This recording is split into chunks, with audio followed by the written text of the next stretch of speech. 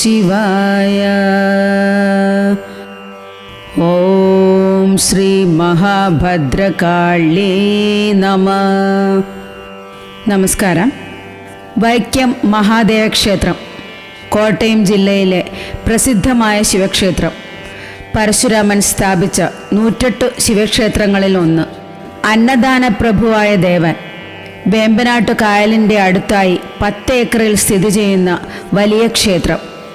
ശ്രീ പരമേശ്വരൻ പാർവതി സമേതനായി ഇരിക്കുന്ന ക്ഷേത്രം. വൈക്കത്തഷ്ടമിയെപ്പറ്റി അറിയാത്ത ആരും തന്നെ ഉണ്ടാവില്ല. വൈക്കത്തപ്പൻ്റെ ക്ഷേത്രത്തിൽ നടക്കുന്ന മറ്റൊരു വിശേഷമാണ് വടക്കുപുറത്ത് പാട്ട്. വടക്കുപുറത്ത് പാട്ടിന് പിറകിൽ ഒരു ഐതിഹ്യമുണ്ട്. പണ്ട് വടക്കുംകൂർ രാജഭരണകാലത്ത് വൈക്കത്ത് ഒരു കൊടും പകർച്ചവ്യാധി വസൂരി പടർന്നു പിടിച്ച് പലരും മരിച്ചു. വടക്കുംകൂർ രാജാവ് ജ്യോത്സ്യരെ വരുത്തി ഈ വിപത്തിൻ്റെ കാരണം അന്വേഷിച്ചപ്പോൾ ചൊവ്വയുടെ കോപം കൊണ്ടാണ് വസൂരി പടർന്നു പിടിച്ചതെന്നും ചൊവ്വാദോഷത്തിന് ഭദ്രകാളി പ്രീതി ഉണ്ടാവാനായി ഭദ്രകാളി ഭജനമാണ് വേണ്ടതെന്നും പറഞ്ഞു.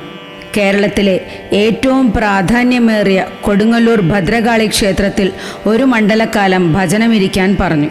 അങ്ങനെ രാജാവ് കൊടുങ്ങല്ലൂർ ക്ഷേത്രത്തിൽ 41 ദിവസം ഭജനമിരുന്നു. 41-ാം ദിവസം രാജാവിന് സ്വപ്നത്തിൽ ഭഗവതിയുടെ ദർശനമുണ്ടായി. വൈക്കം ക്ഷേത്രത്തിൽ 12 വർഷം കൂടുമ്പോൾ ദേവിയെ പ്രീതിപ്പെടുത്താനായി 12 ദിവസം കളമെഴുത്തും പാട്ടും നടത്തുകയും അവസാന ദിവസം ഒരു ഗുരുതിയും നടത്തണമെന്നും രാജാവിൻ്റെ തലക്കൽ വെച്ചിട്ടുള്ള വാൾ കൊണ്ടുപോയി ആ ദിവസങ്ങളിൽ ക്ഷേത്രമതിൽക്കകത്ത് പ്രതിഷ്ഠിക്കണമെന്നുമായിരുന്നു സ്വപ്നദർശനം. സ്വപ്നദർശനത്താൽ കണ്ണു തുറന്ന രാജാവ് തൻ്റെ തലക്കിൽ ഒരു വാൾ ഇരിക്കുന്നത് കണ്ടു. അടുത്ത ദിവസം 41 ദിവസം ഭജനം പൂർത്തിയാക്കിയ രാജാവ് ക്ഷേത്രദർശനം നടത്തുമ്പോൾ രാജാവിന് മുന്നിൽ ഒരു വെളിച്ചപ്പാട് പ്രത്യക്ഷപ്പെടുകയും ഞാൻ സ്വപ്നത്തിൽ പറഞ്ഞതുപോലെ ചെയ്താൽ എല്ലാ ദുരിതങ്ങളും ഒഴിയും എന്ന് പറയുകയും ചെയ്തു. അതനുസരിച്ച് രാജാവ് വൈക്കത്ത് മടങ്ങിയെത്തി കളമെഴുത്തിനും പാട്ടിനുമുള്ള ഒരുക്കങ്ങൾ തുടങ്ങി.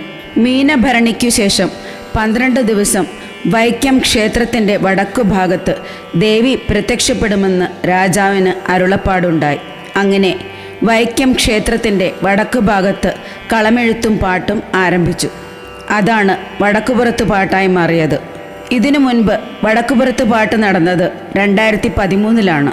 12 വർഷങ്ങൾക്കു ശേഷം 2025 മാർച്ച് 17 മുതൽ കോടിയർച്ചനയും തുടർന്ന് ഏപ്രിൽ 13 വരെ വടക്കുപുറത്ത് പാട്ടും നടക്കുന്നു. പുതുശ്ശേരി കുറുപ്പന്മാരാണ് കളമെഴുതുന്നത്. 12 വർഷത്തിലൊരിക്കൽ നടക്കുന്ന ഈ വടക്കുപുറത്ത് പാട്ട് വലിയൊരു സംഭവം തന്നെയാണ്. വടക്കുപുറത്ത് പാട്ട് തുടങ്ങിയതിന് ശേഷം പിന്നീട് ഇന്നേ വരെ വൈക്കത്ത് ആർക്കും തന്നെ വസൂരി ബാധിച്ചതായി കേട്ടിട്ടില്ല. വൈക്കം ക്ഷേത്രത്തിൻ്റെ വടക്കേ മുറ്റത്താണ് കളമെഴുത്ത് നടത്തുന്നത്. ആദ്യത്തെ 4 ദിവസം 8 കൈകളുള്ള ഭഗവതിയുടെ രൂപമാണ് കളമായി വരയ്ക്കുന്നത്. പിന്നീടുള്ള ഓരോ ദിവസവും കൈകളുടെ എണ്ണം കൂട്ടി വരയ്ക്കും. അടുത്ത 4 ദിവസങ്ങളിൽ 16 കൈകളുള്ള രൂപവും ബാക്കിയുള്ള 3 ദിവസം 32 കൈകളുള്ള രൂപവും വരയ്ക്കുന്നു. വടക്കുപുറത്ത് പാട്ട് മീനമാസത്തിലെ കാർത്തികയ്ക്കാണ് ആരംഭിക്കുന്നത്. കാർത്തിക 41-ാം ദിവസം വരത്തക്കവണ്ണം മുഹൂർത്തം നിശ്ചയിച്ചിട്ടാണ് ആരംഭിക്കുന്നത്. വടക്കുപുറത്ത് പാട്ട് തുടങ്ങുന്നതിന് 41 ദിവസം മുൻപ് കാൽനാട്ടുകർമ്മം നടത്തുന്നു.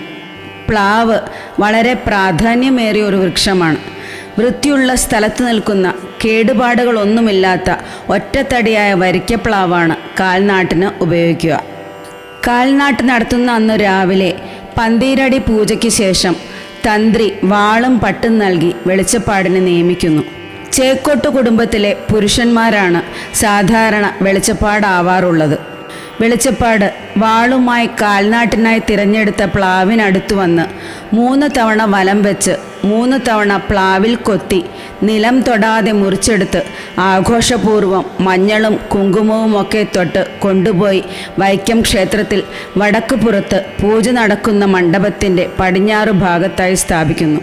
കൊടുങ്ങല്ലൂർ ക്ഷേത്രത്തിലെ തന്ത്രിയാണ് താന്ത്രിക വിധിയനുസരിച്ച് കൊടുങ്ങല്ലൂർ അമ്മയുടെ ചൈതന്യം നാട്യ പ്ലാവിലേക്ക് ആവാഹിച്ച് സാന്നിധ്യപ്പെടുത്തി ഭഗവതിയെ സങ്കല്പിച്ച് രാജാവ് നൽകിയ വാൾ പ്ലാവിൻ്റെ ചുവടെ സ്ഥാപിക്കുകയും ചെയ്യുന്നു.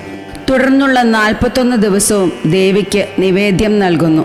വടക്കുപുറത്ത് പാട്ടിനായി കെട്ടിയിരിക്കുന്ന നെടുമ്പുരയിൽ പാട്ട് തുടങ്ങുന്ന ദിവസം മുതൽ പത്മമിട്ട് ഭഗവതിയെ ആവാഹിച്ചു പൂജിച്ച് ത്രികാല പൂജ ചെയ്യുന്നു. കാൽനാട്ട് കഴിഞ്ഞുള്ള 38-ാം ദിവസം ആദ്യത്തെ ദേശതാലപ്പൊലി നടക്കുന്നു.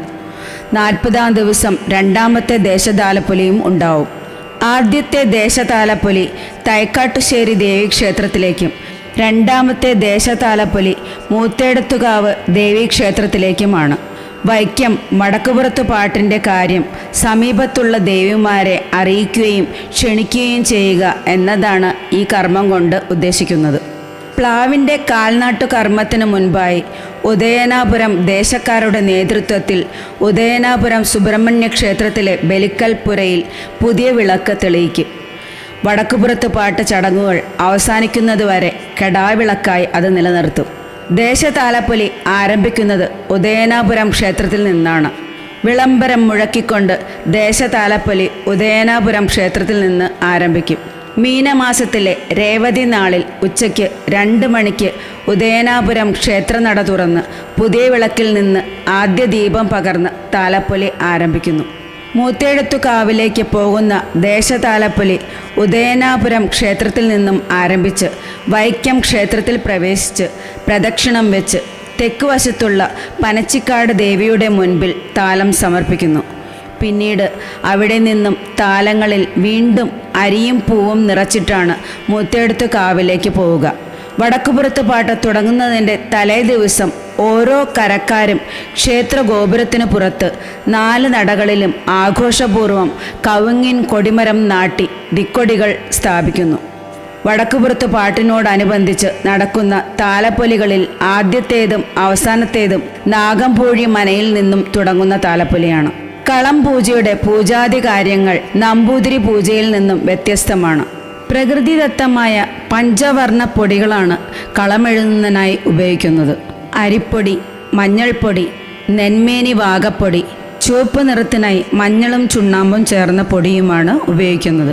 പ്രത്യേകിച്ച് അച്ചുകളോ മറ്റോ ഒന്നും ഉപയോഗിക്കാതെ വിരലുകൾ മാത്രം ഉപയോഗിച്ച് പ്രകൃതിദത്തമായ പൊടികൾ കൊണ്ട് വരയ്ക്കുന്ന വലിയ ദേവീദേവന്മാരുടെ കളങ്ങൾ എന്നതാണ് വടക്കുപുറത്ത് കളമെഴുത്ത് പാട്ടിൻ്റെ ഏറ്റവും വലിയ പ്രത്യേകത.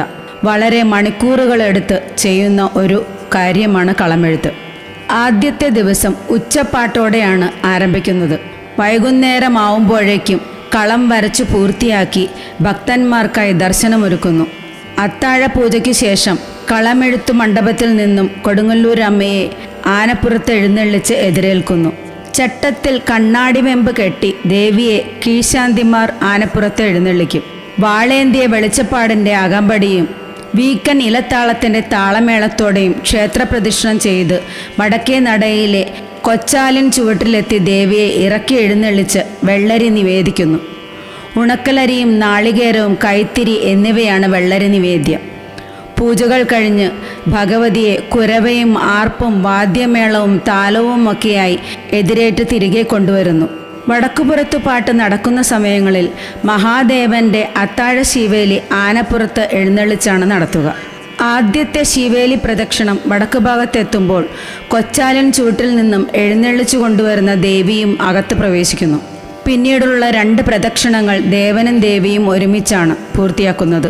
3-ാമത്തെ പ്രദക്ഷിണത്തിൽ വടക്കു ഭാഗത്തെത്തിയാൽ ദേവി നെടുമ്പുരയിലേക്കും ദേവൻ കിഴക്കേ നടയിലൂടെ ശ്രീകോവിലിലേക്കും എഴുന്നള്ളുന്നു. നെടുമ്പുരയിലേക്ക് എഴുന്നള്ളിയ ദേവിയെ ഇറക്കി കളമെഴുത്തുപുരയിലെ പീഠത്തിലിരുത്തും. ആചാര്യൻ്റെ നേതൃത്വത്തിൽ നടക്കുന്ന കളം പൂജയ്ക്ക് ശേഷം പ്രസന്ന പൂജയും കൊട്ടിപ്പാടി സേവയും നടത്തും.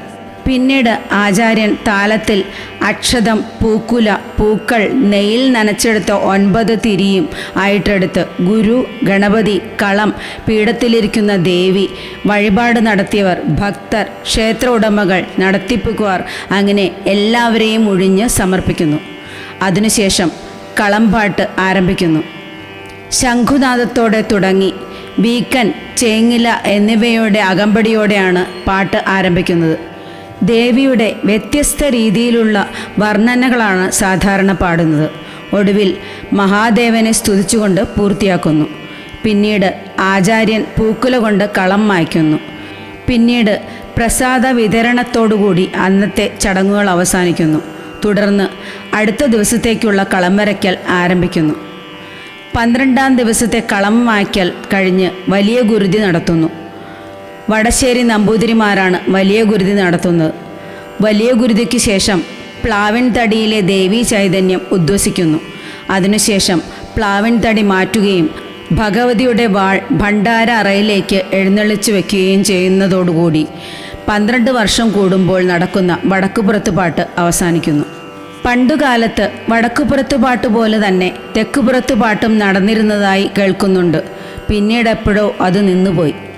ഈ വർഷത്തെ വടക്കുപുറത്തുപാട്ടിനോടനുബന്ധിച്ച് കോടിയർച്ചന 2025 മാർച്ച് 17 മുതൽ ഏപ്രിൽ 13 വരെയാണ്. 12 വർഷത്തിലൊരിക്കൽ മാത്രം നടക്കുന്ന വടക്കുപുറത്തുപാട്ട് 2025 ഏപ്രിൽ 2 മുതൽ ഏപ്രിൽ 13 വരെയാണ്. കോടിയർച്ചനയിലും വടക്കുപുറത്തുപാട്ടിലും പങ്കെടുത്ത് എല്ലാവർക്കും അന്നദാന പ്രഭുവായ വൈക്കത്തപ്പൻ്റെയും അമ്മ മഹാമായയുടെയും എല്ലാ അനുഗ്രഹങ്ങളും ലഭിക്കുമാറാവട്ടെ എന്ന് പ്രാർത്ഥിക്കുന്നു.